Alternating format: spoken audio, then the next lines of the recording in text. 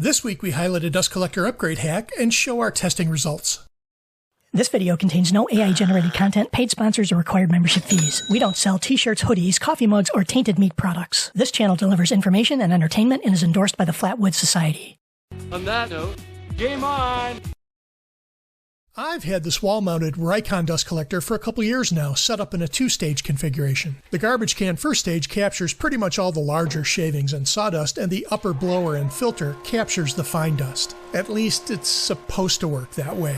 You can see how much pressure the plastic catch bag is under, and that internal pressure seems to be pushing the fine dust through the filter and back out into the shop. You can even see the fine dust buildup on the outside of the collector too. Researching this problem, I found support for the high internal pressure theory causing this dust leakage. Other forum comments seem to support that the filter size in this Micron model might be too small for the higher airflow rate. This problem takes me back to a dust collection hack I did years ago with my original cheap Harbor Freight dust collector. It had a small 5-micron filter bag that was rock hard when inflated, and the fine dust just got pushed out everywhere. You can see how much pressure it takes my mini scale to make a dent in this bag. I thought I could capture that finer dust with a much larger catch bag over the top of the smaller bag, where the larger surface area would mean lower internal pressure and maybe less dust getting dumped back out into the shop. With an old tight weave bed sheet and a much bigger bag, the internal pressure on that outer bag was greatly reduced and it captured even more fine dust. It worked really great actually, and you can see very little pressure is required to push against that outer catch bag. I ultimately bought the Micron for the better 1-micron filter and the higher CFM rating, thinking that it would solve this dust issue. But I think the filter surface area and internal high pressure of this design is still a problem. See how much pressure it takes with the scale to make a dent in the lower plastic bag? I went looking for a larger canister to replace or add on to my existing filter, but that proved to be a challenge. Micron doesn't even list my model on their website anymore, and other bigger filter options don't list the filter dimensions. Grizzly had an option close to my 20-inch canister size, but not a direct fit, and $325?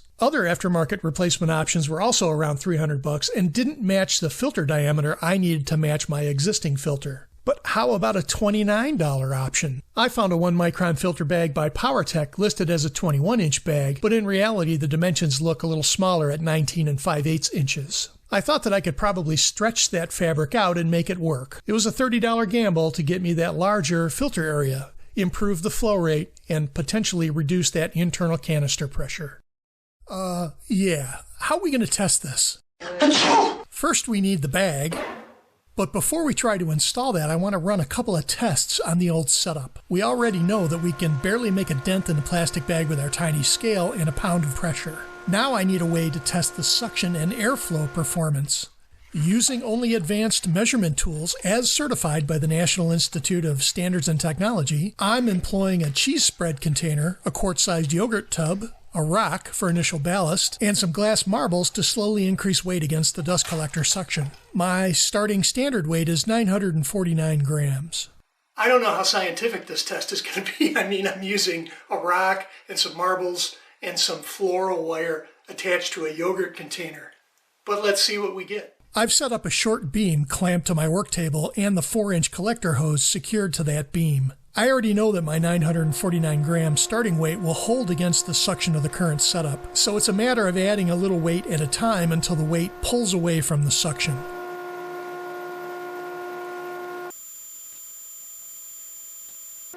One more, two more, down she goes. Checking the weight, the old setup with the plastic bag holds 1,095 grams, or 2.4 pounds, or 1.09 kilos. See there? Science!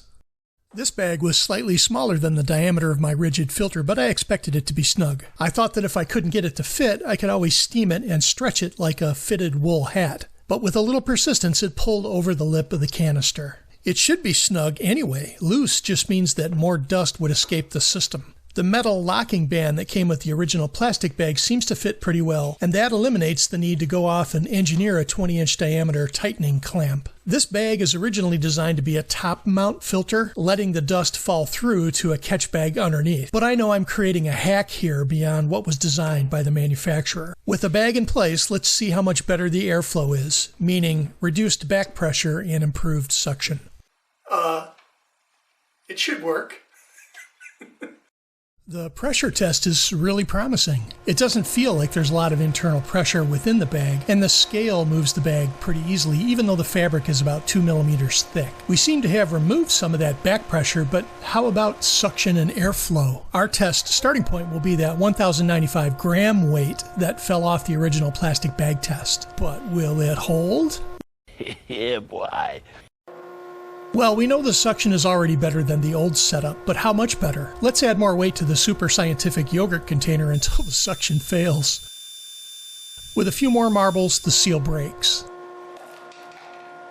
Checking the weight, we've added another 127 grams to the total weight, showing an 11% improvement in suction. That translates to better airflow rate, which is great for dust collection. But the real win was in the reduced internal canister pressure. The much larger filter and lower pressure means much less dust being forced back through the filter. I love it when a plan doesn't stink. While this added dust bag hack will work great for anything pulled into my upgraded collector, it doesn't solve all my woodshop dust issues. Wood dust gets generated everywhere, especially by hand sanding or when using other power tools not perfectly set up for dust collection hose. For all of us, the dust fight is never ending, and I'll have to keep on making improvements or designing other hacks to help reduce the dust nuisance in my own shop. I think this addition of more filter surface area is something you might be able to do in your own shop, depending on your collector design and the availability of filter options in the size you need. But this filter expansion hack really does work, and for anything that gets pulled into the canister, there is much less of a chance of dust being forced back into the shop. Hey everybody, thanks for watching. We really hope you give us a thumbs up and drop us a comment. That really helps our channel grow. Stay frosty.